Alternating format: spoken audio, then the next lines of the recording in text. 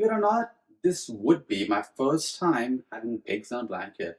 And don't get me wrong, I did some R&D and I tried a few things, and I'm going to show you what it is like to make these in the air fryer versus the oven. And this recipe is going to set you up for all other types of variations of pigs in a blanket. All you need is some flour, some crescent rolls. I'm getting the Pillsbury one. You can use any brand. One egg, some cocktail sausages, any flavor that you want to have, and any dipping sauces that you want. I have a Dijon jalapeno mustard, some marinara, and some chipotle barbecue. All recipe numbers are linked down below, so let's get started right now. Now, at this point, you have to understand that I don't really buy Pillsbury doughs that often. So when I do, this is the struggle that I go through to really get into it. How do I get this to work? Okay, I got it to work, and I don't know why it has to be so hard. Why can't it be easy as the Pillsbury cookie dough, right?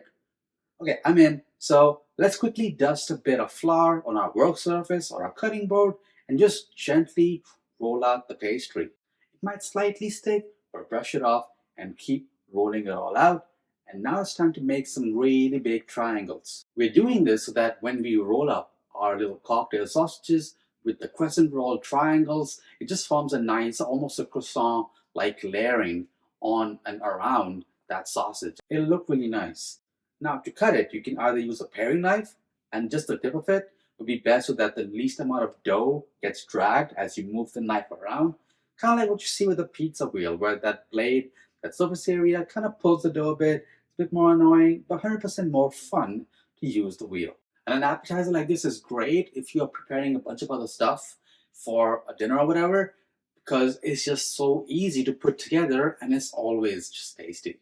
So here's what it's going to look like after you've done all the triangles, which would yield about 24 sausage rolls. My oven is preheating in the meanwhile at 375 Fahrenheit.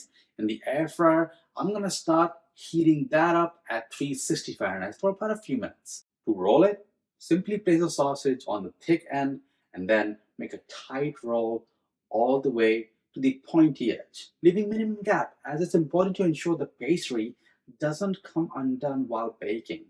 Quickly whip up an egg and brush the tops to help give the pastry a nice golden brown sheen. This process is kind of fun, and soon you'll have a tray full of pigs in the blanket, some of which I'm going to transfer to the air fryer while the rest of them will chill in the oven. You want to bake these until the crescent rolls, the pastry has become golden brown, the sausage will become redder as well. And what I was surprised by is how quickly the air fryer was done making the pigs in the blanket.